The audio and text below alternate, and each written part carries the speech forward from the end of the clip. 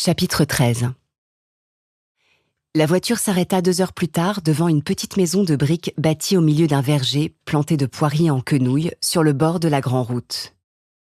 4 tonnelles en treillage habillées de chèvrefeuilles et de clématites formaient les 4 coins de ce jardin disposé par petits carrés à légumes que séparaient d'étroits chemins bordés d'arbres fruitiers. Une haie vive très élevée entourait de partout cette propriété qu'un champ séparait de la ferme voisine. Une forge la précédait de 100 pas sur la route. Les autres habitations les plus proches se trouvaient distantes d'1 kilomètre. La vue alentour s'étendait sur la plaine du pays de Caux, toute parsemée de fermes qu'enveloppaient les 4 doubles lignes de grands arbres enfermant la cour à pommiers. Jeanne, aussitôt arrivée, voulait se reposer, mais Rosalie ne lui permit pas, craignant qu'elle ne se remît à rêvasser. Le menuisier de Gordeville était là, venu pour l'installation, et on commença tout de suite l'emménagement des meubles apportés déjà, en attendant la dernière voiture. Ce fut un travail considérable, exigeant de longues réflexions et de grands raisonnements. Puis la charrette, au bout d'1 heure, apparut à la barrière, et il fallut la décharger sous la pluie. La maison, quand le soir tomba, était dans un complet désordre, pleine d'objets empilés au hasard, et Jeanne, harassée, s'endormit aussitôt qu'elle fut au lit. Les jours suivants, elle n'eut pas le temps de s'attendrir, tant elle se trouva accablée de besogne. Elle prit même un certain plaisir à faire jolie sa nouvelle demeure. La pensée que son fils y reviendrait la poursuivant sans cesse. Les tapisseries de son ancienne chambre furent tendues dans la salle à manger qui servait en même temps de salon. Et elle organisa, avec un soin particulier, une des 2 pièces du premier qui prit en sa pensée le nom d'appartement de poulet. Elle se réserva la seconde, Rosalie habitant au-dessus, à côté du grenier. La petite maison, arrangée avec soin, était gentille, et Jeanne s'y plut dans les premiers temps, bien que quelque chose lui manquât dont elle ne se rendait pas bien compte. Un matin, le clerc de notaire de Fécamp lui apporta 3 600 francs, prix des meubles laissés au peuple et estimés par un tapissier. Elle ressentit, en recevant cet argent, un frémissement de plaisir. Et dès que l'homme fut parti, elle s'empressa de mettre son chapeau, voulant gagner Goderville au plus vite pour faire tenir à Paul cette somme inespérée. Mais comme elle se hâtait sur la grande route, elle rencontra Rosalie qui revenait du marché. La bonne eut un soupçon sans deviner tout de suite la vérité. Puis quand elle l'eut découverte, car Jeanne ne savait plus rien cacher, elle posa son panier par terre pour se fâcher tout à son aise. Et elle cria les poings sur les hanches, puis elle prit sa maîtresse du bras droit, son panier du bras gauche, et toujours furieuse, elle se remit en marche vers la maison. Dès qu'elle fut rentrée, la bonne exigea la remise de l'argent. Jeanne le donna en gardant les 600 francs. Mais sa ruse fut vite percée par la servante mise en défiance, et elle dut livrer le tout. Rosalie consentit cependant à ce que ce reliquat fût envoyé au jeune homme. Il remercia au bout de quelques jours. « Tu m'as rendu un grand service, ma chère maman, car nous étions dans une profonde misère. » Jeanne, cependant, ne s'accoutumait guère à Batteville. Il lui semblait sans cesse qu'elle ne respirait plus comme autrefois, qu'elle était plus seule encore, plus abandonnée, plus perdue. Elle sortait pour faire un tour, gagnait le hameau de Verneuil, revenait par les 3 mares, puis une fois rentrée, se relevait, prise d'une envie de ressortir, comme si elle eût oublié d'aller là justement où elle devait se rendre, où elle avait envie de se promener. Et cela, tous les jours, recommençait sans qu'elle comprît la raison de cet étrange besoin. Mais un soir, une phrase lui vint inconsciemment qui lui révéla le secret de ses inquiétudes. Elle dit en s'asseyant pour dîner « Oh, comme j'ai envie de voir la mer !» Ce qui lui manquait si fort, c'était la mer, sa grande voisine depuis 25 ans.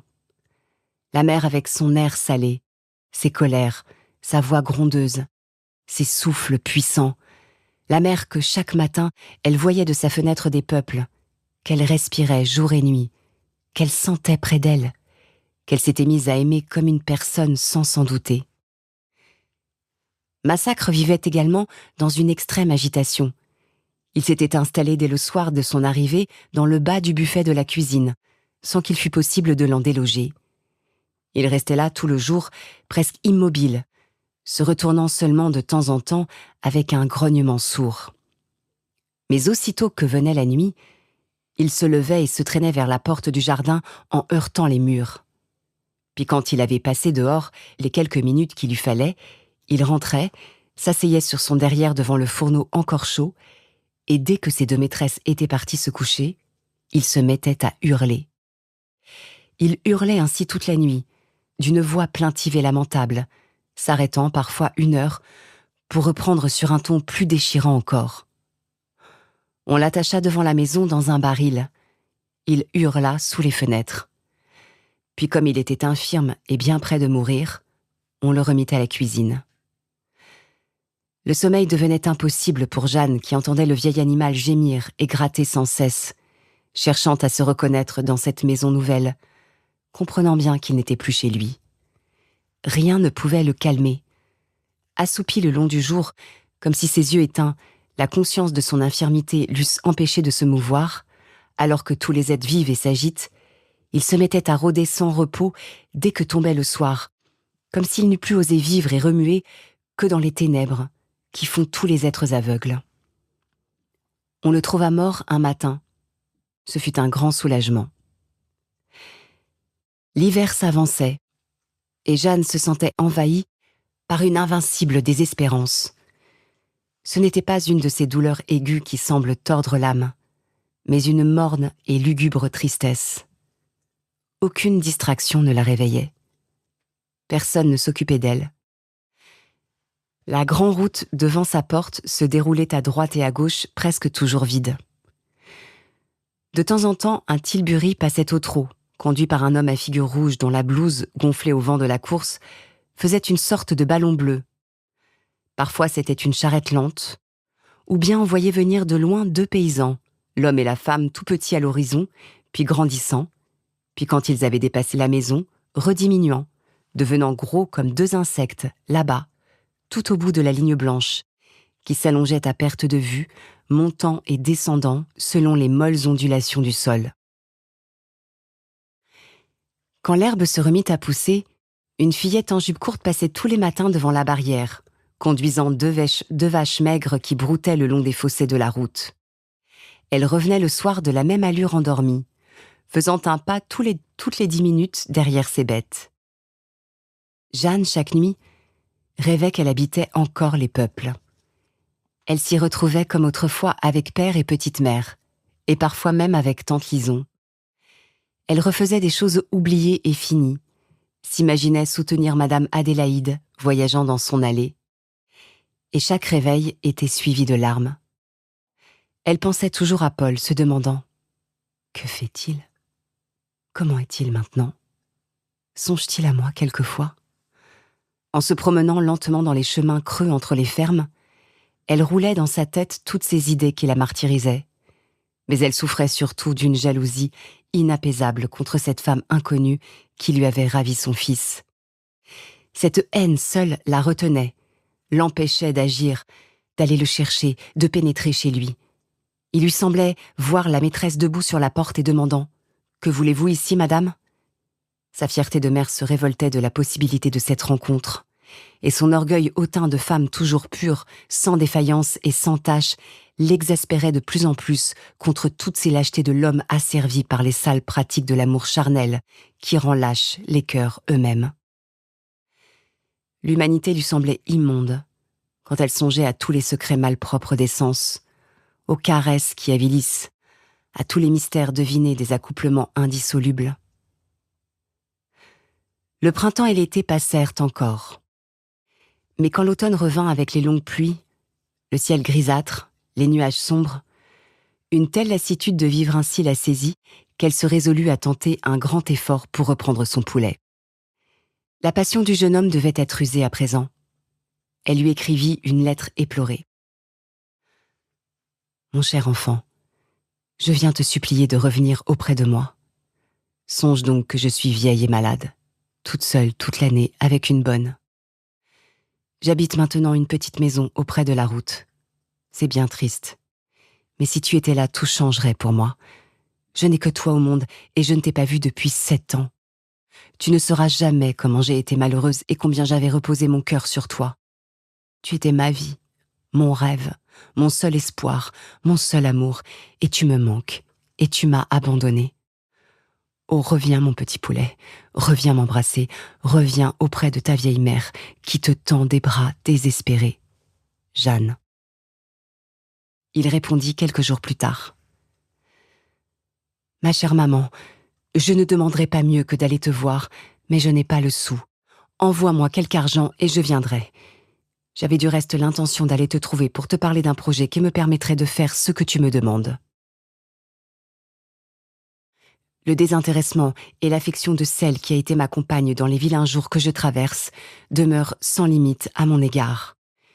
Il n'est pas possible que je reste plus longtemps sans reconnaître publiquement son amour et son dévouement si fidèle. Elle a du reste de très bonnes manières que tu pourras apprécier. Et elle est très instruite, elle lit beaucoup. Enfin, tu ne te fais pas l'idée de ce qu'elle a toujours été pour moi. Je serais une brute si je ne lui témoignais pas ma reconnaissance. Je viens donc te demander l'autorisation de l'épouser. Tu me pardonnerais mes escapades et nous habiterions tous ensemble dans ta nouvelle maison. Si tu la connaissais, tu m'accorderais tout de suite ton consentement. Je t'assure qu'elle est parfaite et très distinguée. Tu l'aimerais, j'en suis certain. Quant à moi, je ne pourrais pas vivre sans elle. J'attends ta réponse avec impatience, ma chère maman, et nous t'embrassons de tout cœur. Ton fils, vicomte Paul de la Mare. Jeanne fut atterrée. Elle demeurait immobile, la lettre sur les genoux, devinant la ruse de cette fille qui avait sans cesse retenu son fils, qui ne l'avait pas laissé venir une seule fois, attendant son heure, l'heure où la vieille mère désespérée, ne pouvant plus résister au désir d'étreindre son enfant, faiblirait, accorderait tout. Et la grosse douleur de cette préférence obstinée de Paul pour cette créature déchirait son cœur. Elle répétait « Il ne m'aime pas. Il ne m'aime pas. » Rosalie entra. Jeanne balbutia. « Il veut l'épouser maintenant. » La bonne eut un sursaut. « Oh madame, vous ne permettrez pas ça. Monsieur Paul ne va pas ramasser cette traînée. » Et Jeanne, accablée mais révoltée, répondit « Ça, jamais ma fille. Et puisqu'il ne veut pas venir, je vais aller le trouver moi, et nous verrons laquelle de nous deux l'emportera. » Et elle écrivit tout de suite à Paul pour annoncer son arrivée, et pour le voir autre part que dans le logis habité par cette gueuse. Puis, en attendant une réponse, elle fit ses préparatifs. Rosalie commença à empiler dans une vieille malle le linge et les effets de sa maîtresse. Mais comme elle pliait une ancienne robe de campagne, elle s'écria « Vous n'avez seulement rien à vous mettre sur le dos ? Je ne vous permettrai pas d'aller comme ça, vous feriez honte à tout le monde, et les dames de Paris vous regarderaient comme une servante. » Jeanne la laissa faire. Et les deux femmes se rendirent ensemble à Goderville pour choisir une étoffe à carreaux verts qui fut confiée à la couturière du bourg. Puis elles entrèrent chez le notaire, maître Roussel, qui faisait chaque année un voyage d'une quinzaine dans la capitale afin d'obtenir de lui des renseignements. Car Jeanne, depuis 28 ans, n'avait pas revu Paris. Il fit des recommandations nombreuses sur la manière d'éviter les voitures, sur les procédés pour n'être pas volés, conseillant de coudre l'argent dans la doublure des vêtements et de ne garder dans la poche que l'indispensable. Il parla longuement des restaurants à prix moyen, dont il désigna 2 ou 3 fréquentés par des femmes. Et il indiqua l'hôtel de Normandie où il descendait lui-même, auprès de la gare du chemin de fer. On pouvait s'y présenter de sa part. Depuis 6 ans, ces chemins de fer dont on parlait partout fonctionnaient entre Paris et Le Havre. Mais Jeanne, obsédée de chagrin, n'avait pas encore vu ces voitures à vapeur qui révolutionnaient tout le pays. Cependant, Paul ne répondait pas. Elle attendit 8 jours, puis 15 jours, allant chaque matin sur la route au-devant du facteur qu'elle abordait en frémissant. « Vous n'avez rien pour moi, père Malandin ?» Et l'homme répondait toujours de sa voix enrouée par les intempéries des saisons. « Encore rien, cette fois, ma bonne dame. » C'était cette femme, assurément, qui empêchait Paul de répondre. Jeanne alors résolut de partir tout de suite. Elle voulait prendre Rosalie avec elle, mais la bonne refusa de la suivre pour ne pas augmenter les frais de voyage. Elle ne permit pas d'ailleurs à sa maîtresse d'emporter plus de 300 francs. « S'il vous en faut d'autres, vous m'écrirez donc et j'irai chez le notaire pour qu'il vous fasse parvenir ça. Si je vous en donne plus, c'est monsieur Paul qui l'empochera. » Et un matin de décembre, elles montèrent dans la carriole de Denis Lecoq qui vint les chercher pour les conduire à la gare. Rosalie faisant jusque-là la conduite à sa maîtresse. Elles prirent d'abord des renseignements sur le prix des billets. Quand tout fut réglé et la malle enregistrée, elles attendirent devant ces lignes de fer, cherchant à comprendre comment manœuvrait cette chose, si préoccupées de ce mystère qu'elles ne pensaient plus aux tristes raisons du voyage. Enfin, un sifflement lointain leur fit tourner la tête, et elles aperçurent une machine noire qui grandissait. Cela arriva avec un bruit terrible, passa devant elles en traînant une longue chaîne de petites maisons roulantes. Et un employé, ayant ouvert une porte, Jeanne embrassa Rosalie en pleurant et monta dans une de ses cases. Rosalie, émue, criait « Au revoir, madame, bon voyage, à bientôt !»« Au revoir, ma fille !» Un coup de sifflet partit encore, et tout le chapelet de voiture se remit à rouler doucement d'abord, puis plus vite, puis avec une rapidité effrayante. Dans le compartiment où se trouvait Jeanne, 2 messieurs dormaient adossés à 2 coins. Elle regardait passer les campagnes, les arbres, les fermes, les villages, effarée de cette vitesse, se sentant prise dans une vie nouvelle, emportée dans un monde nouveau qui n'était plus le sien, celui de sa tranquille jeunesse et de sa vie monotone. Le soir venait lorsque le train entra dans Paris. Un commissionnaire prit la malle de Jeanne et elle le suivit effarée, bousculée, inhabile à passer dans la foule remuante, courant presque derrière l'homme dans la crainte de le perdre de vue. Quand elle fut dans le bureau de l'hôtel, elle s'empressa d'annoncer « Je vous suis recommandée par Monsieur Roussel ». La patronne, une énorme femme sérieuse assise à son bureau, demanda « Qui ça ? Qui ça, Monsieur Roussel ?» Jeanne interdite reprit « Mais le notaire de Goderville, qui descend chez vous tous les ans ?» La grosse dame déclara « C'est possible, je le connais pas. Vous voulez une chambre ?»« Oui, madame. » Et un garçon, prenant son bagage, monta l'escalier devant elle. Elle se sentait le cœur serré. Elle s'assit devant une petite table et demanda qu'on lui montât un bouillon avec une aile de poulet. Elle n'avait rien pris depuis l'aurore.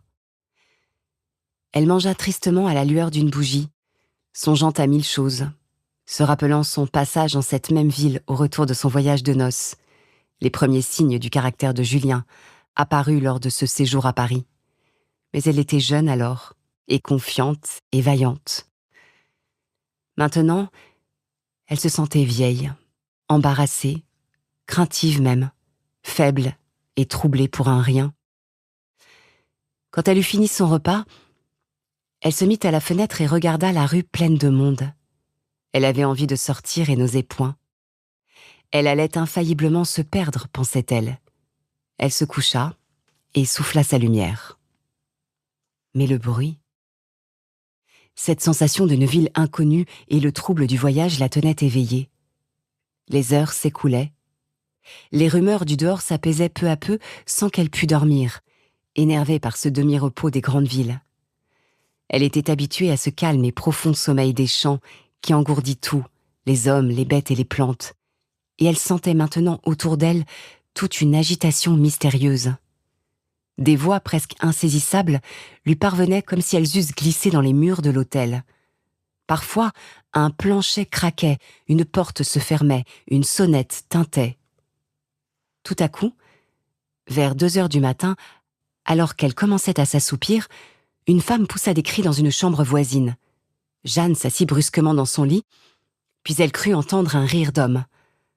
Alors, à mesure qu'approchait le jour, la pensée de Paul l'envahit, et elle s'habilla dès que le crépuscule parut. Il habitait rue du Sauvage, dans la cité. Elle voulut s'y rendre à pied pour obéir aux recommandations d'économie de Rosalie. Il faisait beau, l'air froid piquait la chair. Des gens pressés couraient sur les trottoirs. Elle allait le plus vite possible, suivant une rue indiquée au bout de laquelle elle devait tourner à droite, puis à gauche, puis arriver sur une place, il lui faudrait s'informer à nouveau. Elle ne trouva pas la place et se renseigna auprès d'un boulanger qui lui donna des indications différentes. Elle repartit, s'égara, erra, suivit d'autres conseils, se perdit tout à fait. Affolée, elle marchait maintenant presque au hasard. Elle allait se décider à appeler un cocher quand elle aperçut la Seine. Alors, elle longea les quais. Au bout d'1 heure environ, elle entrait dans la rue du Sauvage, une sorte de ruelle toute noire. Elle s'arrêta devant la porte, tellement émue qu'elle ne pouvait plus faire un pas. Il était là, dans cette maison, Poulet. Elle sentait trembler ses genoux et ses mains. Enfin, elle entra, suivit un couloir, vit la case du portier et demanda en tendant une pièce d'argent: « Pourriez-vous dire à monsieur Paul de Lamarre qu'une vieille dame, une amie de sa mère, l'attend en bas ?» Le portier répondit: « Il n'habite plus ici, madame. » Un grand frisson la parcourut. Elle balbutia: « Ah, mais où demeure-t-il maintenant ?»« Je ne sais pas. » Elle se sentit étourdie, comme si elle allait tomber, et elle demeura quelque temps sans pouvoir parler. Enfin, par un effort violent, elle reprit sa raison et murmura: « Depuis quand est-il parti ?» L'homme la renseigna abondamment. Voilà 15 jours. Ils sont partis comme ça un soir et pas revenus. Ils devaient partout dans le quartier. Aussi, vous comprendrez bien qu'ils n'ont pas laissé leur adresse. Jeanne voyait des lueurs, des grands jets de flammes, comme si on lui eût tiré des coups de fusil devant les yeux. Mais une idée fixe la soutenait, la faisait demeurer debout, calme en apparence et réfléchie. Elle voulait savoir et retrouver Poulet. Alors, il n'a rien dit en s'en allant? Ah, rien du tout. Ils se sont sauvés pour ne pas payer, voilà. Mais il doit envoyer chercher ses lettres par quelqu'un. Plus souvent que je les donnerais. Et puis il n'en recevait pas 10 par an. Je leur en ai monté une pour tant de jours avant qu'ils s'en aillent. C'était sa lettre sans doute. Elle dit précipitamment: « Écoutez, je suis sa mère à lui, et je suis venue pour le chercher. Voilà 10 francs pour vous. Si vous savez quelque chose ou quelques renseignements sur lui, apportez-les-moi à l'hôtel de Normandie, rue du Havre, et je vous paierai bien. » Et elle se sauva. Elle se remit à marcher sans s'inquiéter où elle allait. Elle se hâtait comme pressée par une course importante. Elle filait le long des murs, heurtée par des gens à paquets. Elle traversait les rues sans regarder les voitures venir, injuriée par les cochers. Elle trébuchait aux marches des trottoirs auxquels elle ne prenait point garde. Elle courait devant elle, l'âme perdue. Tout à coup, elle se trouva dans un jardin et se sentit si fatiguée qu'elle s'assit sur un banc.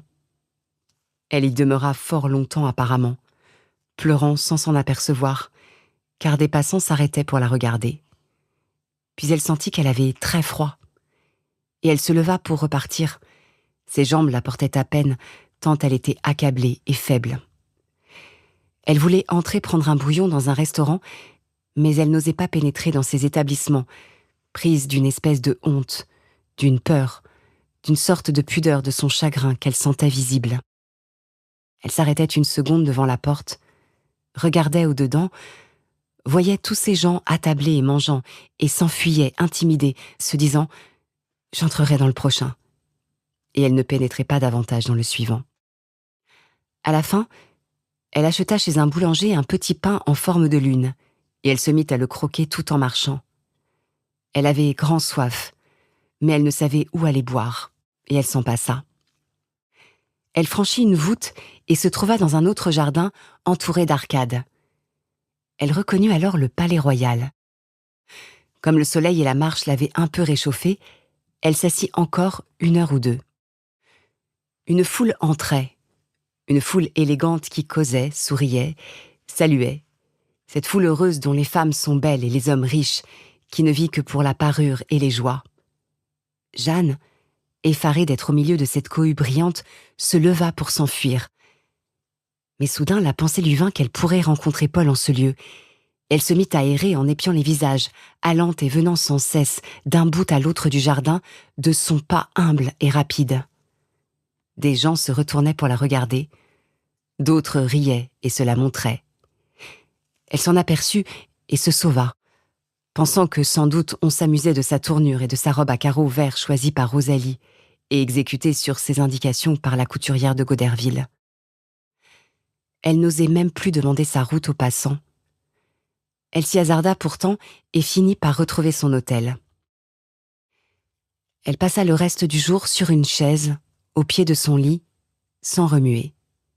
Puis elle dîna, comme la veille, d'un potage et d'un peu de viande. Puis elle se coucha, accomplissant chaque acte machinalement, par habitude. Le lendemain, Elle se rendit à la préfecture de police pour qu'on lui retrouvât son enfant. On ne put rien lui promettre. On s'en occuperait cependant. Alors, elle vagabonda par les rues, espérant toujours le rencontrer. Et elle se sentait plus seule dans cette foule agitée, plus perdue, plus misérable qu'au milieu des champs déserts. Quand elle rentra le soir à l'hôtel, on lui dit qu'un homme l'avait demandé de la part de Monsieur Paul et qu'il reviendrait le lendemain. Un flot de sang lui jaillit au cœur et elle ne ferma pas l'œil de la nuit. Et si c'était lui ? Oui, c'était lui, assurément, bien qu'il ne l'eût pas reconnu aux détails qu'on lui avait donnés. Vers 9h du matin, on heurta sa porte. Elle cria « Entrez !» prête à s'élancer, les bras ouverts. Un inconnu se présenta, et pendant qu'il s'excusait de l'avoir dérangé et qu'il expliquait son affaire, une dette de Paul qu'il venait réclamer, elle se sentait pleurer sans vouloir le laisser paraître, enlevant les larmes du bout du doigt à mesure qu'elles glissaient au coin des yeux. Il avait appris sa venue par le concierge de la rue du Sauvage, et comme il ne pouvait retrouver le jeune homme, il s'adressait à la mère. Et il tendait un papier qu'elle prit sans songer à rien. Elle lut un chiffre, 90 francs, tira son argent et paya. Elle ne sortit pas ce jour-là.